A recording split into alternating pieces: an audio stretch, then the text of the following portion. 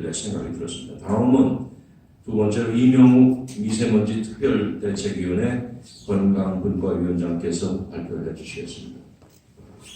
고맙습니다. 연대인은 이병욱입니다.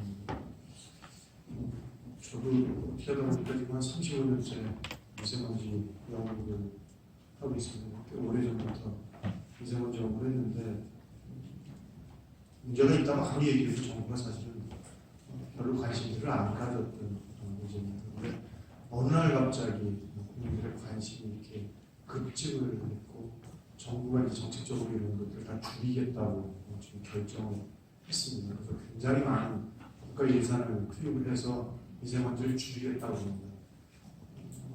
그러나 개선이 잘 안 되는 겁니다. 급히 뭔가 많은 변화가 생길 수는 없는 문제입니다. 아무리 길게 노력을 많이 해도 꽤 길게 지금의 상태는 별로 개선되지 않은 상태로 계속 지속될 수밖에 없는 문제가 미세먼지 문제입니다. 이유는 이웃하고의 문제도 있고 또 한 가지는 정부가 지금 제일 못한 일이 뭐냐면 미세먼지가 어디서 얼마큼 발생되는지 발생에 대한 이유를 잘 모릅니다. 지금 갖고 있는 정부의 배출원 자료라는 것 자체가 전체에 대한 설명이 굉장히 떨어진다라고 합니다.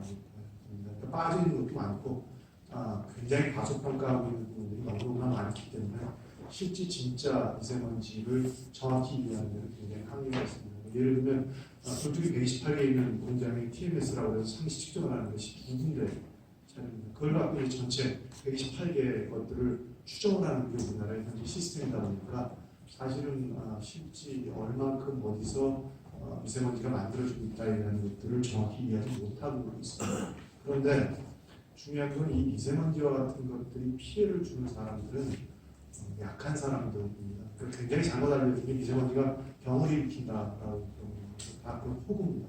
잘못들 알고 계신 거고 지금 복지부에서 자꾸 미세먼지에 대한 치료제, 질병에 대한 억제제를 만들겠다고 하시는데 굉장히 잘못 알고 있는 거고 미세먼지는 질병을 일으킨다기보다는 질병의 유전자를 갖고 있거나 현재 약한 상태를 갖고 있는 사람들의 질병을 발현시키는 경우를 작용합니다. 그러니까 이게 질병이 직접 원인인 바이러스나 물론 물질을 갖고 있을 수도 있습니다만 그것들하고 좀 차원이 다른 문제입니다. 그러다 보니까 결국 뭐라고 우리가 표현하냐면 원래 살아있는 수명보다 빨리 죽는다고 해서 조기 사망이라는 표현을 씁니다. 그러니까 미세먼지에 대해서 건강 피해가 나타나는 것들은 원래 갖고 있는 수명보다 우리가 일부 그런 부분을 줄이는 영향이 있다라고 이해를 하시는 겁니다. 그래서 사실 제일 피해가 큰 것들은 심혈관 질환에 대한 겁니다. 계산을 해보면 전체 한 30% 정도가 심혈관 질환에 영향을 제일 많이 줘서 조기 사망에 영향을 주는 거고 그 다음이 이제 호흡기관 20여 % 정도가 되고 나머지 질환들이 이렇게 계산이 됩니다. 그래서 결국은 약한 사람들한테 많이 질병이 영향을 주는데 그 약한 것의 첫 번째 대상자가 사실은 어린이입니다. 그러다 보니까 사회적으로 그동안 모든 정책들이 집중되어 왔던 것들은 어린이 쪽에 집중이 되어 왔고 미세먼지 정책도 저도 내내 쫓아다니는 게 10여 년 동안 어디 쫓아다니냐면 아이들 쫓아다니는 게 있었습니다. 어린이집, 유치원, 초등학교. 그래서 여직 미세먼지에 대한 대안 연구하고 앞으로도 사업단이 만들어지고 대책이 만들어지는 대부분의 연구는 어린이 중심의 연구. 그래서 약한 집단 중에서도 사람이 많으니까 그렇죠. 그래서 이제 아이들에 대한 투자들이 그동안 집중되어 왔기 때문에 그러다 보니까 사실은 노인에 대한 정책이나 미세먼지에 대한 연구도 거의 없어. 전 세계적인 것이기도 하지만 우리나라도 한 개 조그만 사업 이외에는 거의 그 노인에 대한 연구들이 없었습니다. 그러다 보니까 사실 이제 노인들이 여기서 연구 대상에 빠져 있는 것이 문제가 아니라 노인을 대상으로 한 연구는 사실 큰 의미가 없다라는 겁니다. 전 세계적으로 이미 나와 있는 자료들도 많고 미세먼지와 건강에 대한 영향을 밝혀야 될 이유는 없습니다. 지금 와서 이제 호흡기 질환, 심혈관 질환 볼 이유가 없는 거고 질병과의 연관성에 대한 것들은 이미 전 세계적으로 너무나 많은 연구들을 통해서 명확히 다 증명이 되어져 있습니다. 인종에 따라 조금의 차이는 있다고 그러더라도 그것들이 큰 차이를 두지는 않습니다. 오히려 노인을 대상으로 해서는 이런 미세먼지로부터 피해를 받지 않게 하는 대안 쪽에 필요한 연구들이 집중이 될 필요가 있는 겁니다. 근데 현재까지 정부의 정책은 노인에 대한 투자나 노인에 대한 연구 대안은 거의 적용이 되어질 바가 없습니다. 따라서 사실은 아이들한테는 보면 뭐 마스크부터 시작해서 굉장히 많은 것들이 지급이 되어지고 쓰여집니다. 근데 노인에 대해서는 사실 이런 투자나 하고 있는 일들이 별로 없다라는 데 문제가 있습니다. 최근에 이제 연구들이 많이 좀 미세먼지에 대해서 달라지는 부분을 간단히 좀 설명을 드리면 최근에 먼지는 농도가 느는 것이 아니라 숫자가 늘어나는 거예요. 먼지 숫자. 그러니까 먼지는 사실 큰 먼지는 인체 피해를 거의 안 일으킵니다. 아까 강 교수님이 2.5 얘기를 하셨는데 2.5는 미세먼지 연구하는 사람들이 유식을 안 하거든요. 너무너무 큰 먼지. 굉장히 작은 것들이 사실은 회포 도달률이 높은데 오히려 0.1에서 한 0.001 사이 것들이 회포 도달률이 굉장히 높습니다. 그런데 이게 어디서 나오냐면 경유자동차라든가 내연기관들이 개선이 되면서 오히려 먼지를 다 깨지고 작아지면서 숫자가 늘어나는 겁니다. 그런데 실제로 우리 몸은 들어온 먼지 하나하나에 반응이 됩니다. 그래서 이 개수농도라는 게 늘어나면 결국 이걸 없애기 위한 대시세포의 작용에 의해서 그 염증 반응이라는 것들이 급격히 늘어나면서 문제가 되는 것들이 바로 심혈관 질환의 가장 출발점입니다. 그러다 보니까 결국 지금의 우리 상황에서는 사실은 미세먼지를 빨리 개수를 줄이는 그런 일들을 하지 않으면 사실은 약한 사람들에 대한 관리는 굉장히 어려운 상태가 될 수 있다는 겁니다. 그리고 우리가 노인분들에 대한 배려를 해야 될 필요성이 있는데 노인분들이 알아야 되는 것들이 있습니다. 왜 노인들은 마스크를 더 많이 써야 되냐, 또 언제 써야 되냐, 이런 부분들에 대한 이해입니다. 그러니까 결국 노인분들을 위한 커뮤니케이션이라고 표현하는데 어떤 행동을 해야 되는지에 대해서도 전혀 고려나 연구가 없는 상태입니다. 나이 드신 분들은 대부분 마스크 쓰라고 해, 이건 고충일 텐데 이런 얘기들을 하시거든요. 근데 왜 마스크를 언제 써야 되는지 잘 모르는 겁니다. 아까 이제 강 교수님 간단히 설명하신 것 중에 하나가 마스크가 먼지를 잡아주지만 통기량이라고 해서 산소 공급 특중입니다. 그럼 이렇게 80이 뭐고 94가 뭐고 99가 뭔지 먼지만 잡아주는 숫자일 뿐이지 쫓아들어오는 공기 양도 그만큼 줄어든다는 얘기입니다. 그런데 예방을 하시겠다고 마스크를 쓰고 다니십니다. 노인분들이 평소에도 돌아다니시는데 조금 여유가 있는 분들 또 혹은 미세먼지가 조금 문제가 된다면 농도를 보지 않으시고 그냥 마스크를 무조건 쓰십니다.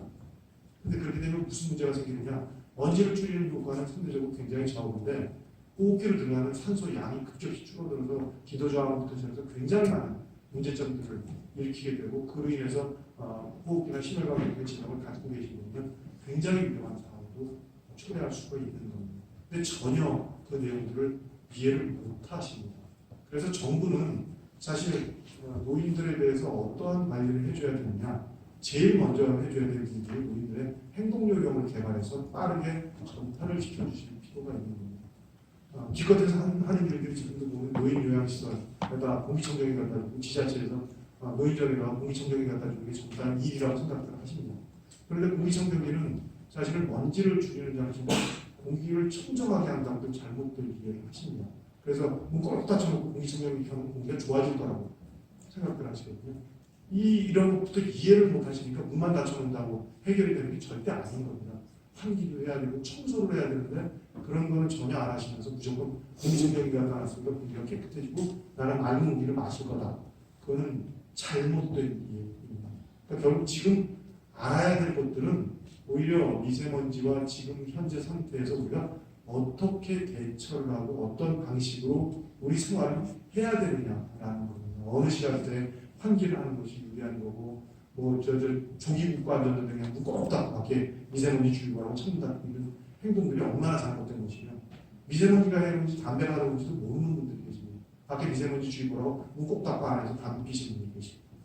그러니까 이 담배라는 게 얼마나 해롭고 먼지를 얼마나 많이 발생시키고 그 안에 얼마나 유해 물질이 많은지에 대한 이해가 없다 보면 자칫 잘못되면 굉장히 잘못된 행동이나 잘못된 대안들로 자기 생활을 꾸려나가시는 그런 잘못된 부분들이 많이 생겨날 수가 있습니다. 그래서 정부는 해야 될 일은 노인들 시설에 대한 관리도 필요하겠지만 노인들한테는 연구가 필요한 것이 아닙니다. 지금 현재 당장 쓰실 수 있는 대책을 알려주셔야 하는데 그 대책의 첫 번째는 행동요령입니다.